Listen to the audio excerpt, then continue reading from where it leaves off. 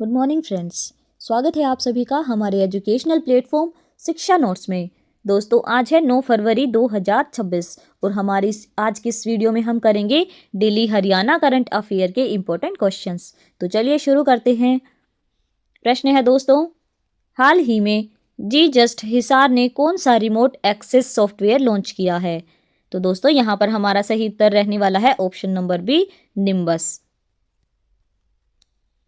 गुरु जम्भेश्वर विज्ञान एवं प्रौद्योगिकी विश्वविद्यालय यानी जी जस्ट हिसार ने Nimbus remote access software launch किया। यह सॉफ्टवेयर डॉक्टर भीमराव अंबेडकर पुस्तकालय द्वारा विकसित या लॉन्च किया गया। उद्घाटन की बात करें तो विश्वविद्यालय के कुलपति प्रोफेसर नरसी राम बिश्नोई ने किया। निम्बस से छात्र और शिक्षक कहीं भी और कभी भी डिजिटल संसाधन एक्सेस कर सकते हैं। इसमें फेडरेटेड सर्च सिस्टम की सुविधा है यानी सिंगल विंडो सर्च की। एक ही प्लेटफॉर्म पर 45,000 प्लस ई जर्नल्स और 4 लाख प्लस ई बुक्स उपलब्ध हैं। इसका लाभ फैकल्टी, रिसर्चर्स और स्टूडेंट्स को मिलेगा। यह पहल टेक्नोलॉजी बेस्ड लर्निंग और रिसर्च एंड इनोवेशन को बढ़ावा देगी। चलिए बढ़ते हैं आगे। प्रश्न है दोस्तों, हरियाणा सरकार द्वारा युवाओं को उद्यमिता यानी एंटरप्रेन्योरशिप के लिए मार्गदर्शन देने हेतु कौन सा विशेष केंद्र शुरू किया गया है? तो दोस्तों यहाँ पर हमारा सही उत्तर रहने वाला है option number C, entrepreneur training centre. Haryana सरकार ने युवाओं को उद्यमिता के लिए मार्गदर्शन देने हेतु एंटरप्रेन्योर ट्रेनिंग सेंटर शुरू किया। इस केंद्र का उद्देश्य युवाओं को स्टार्टअप और बिजनेस शुरू करने के लिए प्रशिक्षित करना है। युवाओं को केवल सरकारी नौकरी के पीछे न भागने बल्कि जॉब प्रोवाइडर बनने के लिए प्रेरित किया गया। केंद्र में कृषि, कला, उद्योग और अन्य क्षेत्रों के विशेषज्ञ युवाओं को ट्रेनिंग देंगे। युवाओं को ग्लोबल मार्केट और आधुनिक बिजनेस मॉडल के लिए तैयार किया जाएगा। यह पहल हरियाणा सरकार के इनोवेशन और स्टार्टअप प्रमोशन विजन का हिस्सा है। चलिए देखते हैं अगला प्रश्न। प्रश्न है दोस्तों, हरियाणा सरकार ने किस भूमि पर बने मकानों को नियमित करने का निर्णय लिया है? तो दोस्तों यहाँ पर हमारा सही उत्तर रहने वाला है ऑप्शन नंबर ए, श्यामलात पंचायत भूमि। हरियाणा सरकार ने श्यामलात पंचायत भूमि पर बने पुराने मकानों को नियमित या रेगुलराइज करने का फैसला किया। यह योजना उन मकानों के लिए है जो 31 मार्च 2004 से पहले बने हुए हैं। मकान का अधिकतम क्षेत्रफल 500 वर्ग गज तक होना चाहिए। पात्र लोगों को कलेक्टर रेट पर भुगतान करके मालिकाना हक दिया जाएगा। चलिए बढ़ते हैं आगे। प्रश्न है दोस्तों, हरियाणा सरकार ने कितने नए आयुष औषधालय खोलने की मंजूरी दी है? तो यहाँ पर हमारा सही उत्तर रहने वाला है दोस्तों ऑप्शन नंबर बी, 26। हरियाणा सरकार ने 26 नए राजकीय आयुष औषधालय खोलने की मंजूरी दी। ये औषधालय 5 जिलों के 26 गांवों में स्थापित किए जाएंगे। योजना को मुख्यमंत्री नायब सिंह सैनी की स्वीकृति मिली। घोषणा स्वास्थ्य मंत्री आरती सिंह राव ने चंडीगढ़ में की। बात करें इसके उद्देश्य की तो आयुर्वेद, योग, यूनानी, सिद्ध और होम्योपैथी चिकित्सा सेवाओं को बढ़ावा देना, ग्रामीण और दूर दराज क्षेत्रों के लोगों को सस्ती और सुलभ स्वास्थ्य सुविधा मिलेगी। चलिए बढ़ते हैं आगे। प्रश्न है दोस्तों, हरियाणा सरकार ने दिव्यांग कर्मचारियों की रिटायरमेंट उम्र घटाकर कितने साल कर दी? तो यहाँ पर हमारा सही उत्तर रहेगा दोस्तों ऑप्शन नंबर बी, 58 वर्ष। हरियाणा सरकार ने Haryana civil services general amendment rule 2026 अधिसूचना जारी की।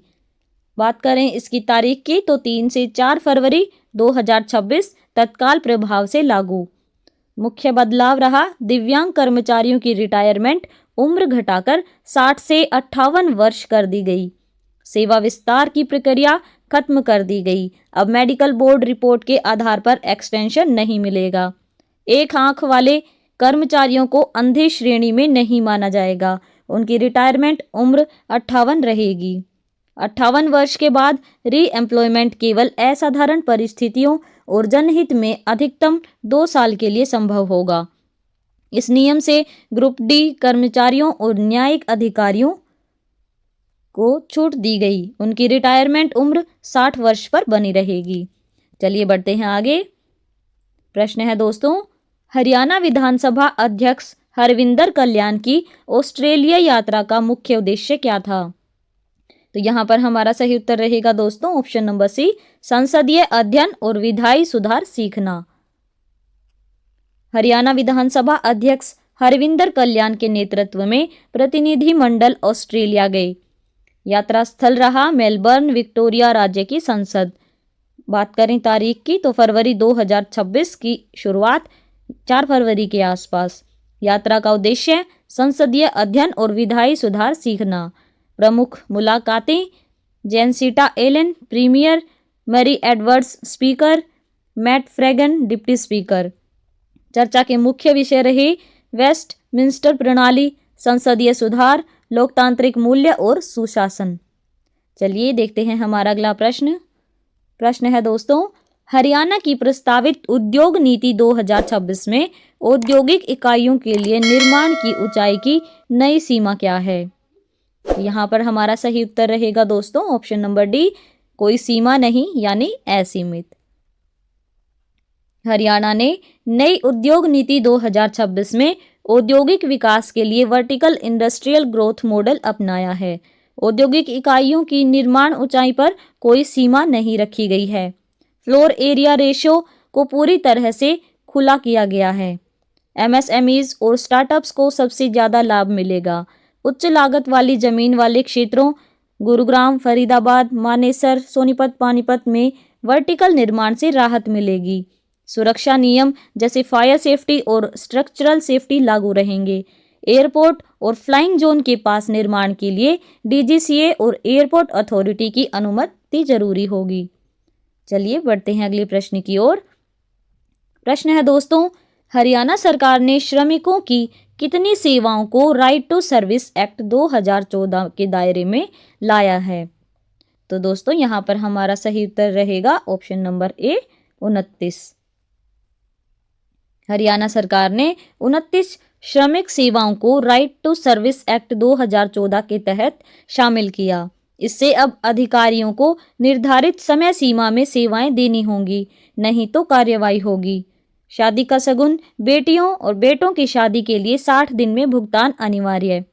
अन्य 60 दिन वाली सेवाएं मातृत्व लाभ, बच्चों की पढ़ाई की सहायता, चश्मा, साइकिल, सिलाई मशीन, दांतों का इलाज, दिव्यांग बच्चों के लिए वित्तीय सहायता।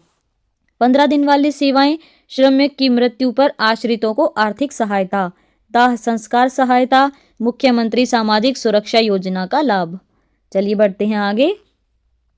प्रश्न है दोस्तों, माई भारत बजट क्वेस्ट 2026 किस मंत्रालय की पहल है? तो यहाँ पर हमारा सही उत्तर रहेगा दोस्तों ऑप्शन नंबर सी, युवा कार्यक्रम एवं खेल मंत्रालय की।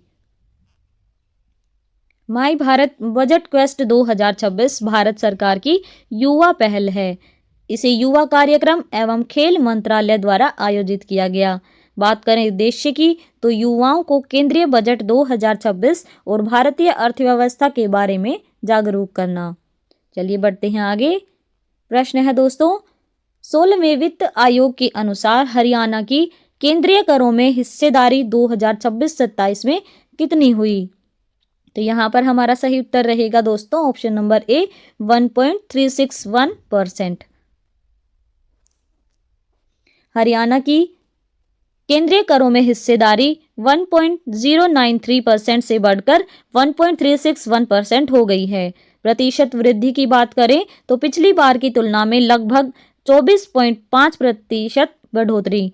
वित्त वर्ष 2026-27 में हरियाणा को लगभग 20,772 करोड़ रुपए मिलेंगे। अगले 5 साल में अनुमानित कुल धनराशि लगभग 1 लाख करोड़ रुपए, जिसमें 28,000 करोड़ की अतिरिक्त राशि शामिल। स्टार्टअप और युवा उद्यमिता के लिए 7,500 करोड़ रुपए का प्रावधान। नई तकनीक, AI, robotics, biotech, cyber security के लिए 10,000 करोड़ रुपए। कौशल विकास और रोजगार के लिए 15,000 करोड़ रुपए से अधिक का बजट। चलिए बढ़ते हैं आगे। प्रश्न है दोस्तों, 25वां भारत रंग महोत्सव 2026 कहाँ आयोजित किया जा रहा है? तो तो यहाँ पर हमारा सही उत्तर रहेगा दोस्तों ऑप्शन नंबर बी, रोहतक सुपुआ में। 25वां भारत रंग महोत्सव सुपुआ रोहतक में आयोजित किया जा रहा है। यह आयोजन 9 फरवरी से 12 फरवरी 2026 तक चलेगा। महोत्सव नेशनल स्कूल ऑफ ड्रामा नई दिल्ली के सहयोग से आयोजित हो रहा है। यह महोत्सव दुनिया का सबसे बड़ा अंतर्राष्ट्रीय थिएटर महोत्सव माना जाता है। प्रस्तुतियां सुपुआ के फिल्म और टीवी विभाग के मिनी ऑडिटोरियम में होगी। भारत और विदेशों से राष्ट्रीय और अंतर्राष्ट्रीय नाट्य प्रस्तुतियां शामिल होंगी। चलिए बढ़ते हैं अगले प्रश्न की ओर। प्रश्न है दोस्तों, हरियाणा में डे केयर कैंसर केंद्र यानी DCCC कितने जिलों में शुरू किए गए हैं? तो यहाँ पर हमारा सही उत्तर रहेगा दोस्तों ऑप्शन नंबर सी, 22। हरियाणा सरकार ने 22 जिलों में डे केयर कैंसर केंद्र शुरू किए। बात करें उद्देश्य की तो मरीजों को घर के पास कैंसर इलाज की सुविधा देना। योजना विश्व कैंसर दिवस पर शुरू की गई। यह व्यवस्था हब एंड स्पोक मॉडल पर आधारित है। मुख्य हब अस्पताल रहेंगे NCI झज्जर, PGIMS रोहतक, सर्वोदय अस्पताल फरीदाबाद, ACC अंबाला कैंट। जिला अस्पतालों में कीमोथेरेपी और फॉलोअप इलाज होगा। मरीजों को बड़े शहरों में रेफरल की जरूरत कम होगी। स्टेज 3 और 4 कैंसर मरीजों को 3,000 रुपये प्रति माह आर्थिक सहायता। चलिए बढ़ते हैं आगे। प्रश्न है दोस्तों, हरियाणा पंचायत गौरव पुरस्कार किसे दिया जाता है? तो यहाँ पर हमारा सही उत्तर रहेगा ऑप्शन नंबर बी, ग्राम पंचायतों और सरपंचों को। हरियाणा पंचायत गौरव पुरस्कार राज्य सरकार द्वारा ग्राम पंचायतों और सरपंचों को दिया जाता है। बात करें इसके उद्देश्य की तो गांव के विकास और समाज सुधार में उत्कृष्ट कार्य करने वालों को सम्मानित करना। पुरस्कार नवाचार, पारदर्शी प्रशासन और जनसेवा को बढ़ावा देता है। चयन के प्रमुख आधार हैं नशा मुक्त समाज बनाना, ग्रामीण इंफ्रास्ट्रक्चर का विकास, शिक्षा और स्वास्थ्य सुधार, पर्यावरण और जल संरक्षण, पारदर्शी पंचायत प्रशासन। विजेताओं को प्रशस्ति पत्र और स्मृति चिन्ह दिया जाता है। उत्कृष्ट पंचायतों को राष्ट्रीय पुरस्कारों DDUPSP नानाजी देशमुख अवार्ड के लिए भी नामांकित किया जाता है। तो दोस्तों ये थे हमारे आज के कुछ हरियाणा करंट अफेयर के इम्पोर्टेंट क्वेश्चंस। इसके बाद हम करेंगे 2 क्वेश्चंस जिनका आंसर आप सभी को देना है। प्रश्न है यहाँ पर, महर्षि दयानंद विश्वविद्यालय रोहतक से जुड़ा डिफेटेरिया स्टार्टअप किस क्षेत्र से संबंधित है? दूसरा प्रश्न है, हरियाणा में फेसलेस प्रॉपर्टी रजिस्ट्रेशन प्रणाली की शुरुआत सबसे पहले कहाँ की जाएगी? तो दोस्तों हमें आशा है कि आप सभी इन दोनों प्रश्नों का सही जवाब कमेंट बॉक्स में जरूर देंगे। अगर आप सभी को हमारी वीडियो पसंद आ रही है तो पहले वीडियो को लाइक और चैनल को सब्सक्राइब जरूर कर लें। धन्यवाद।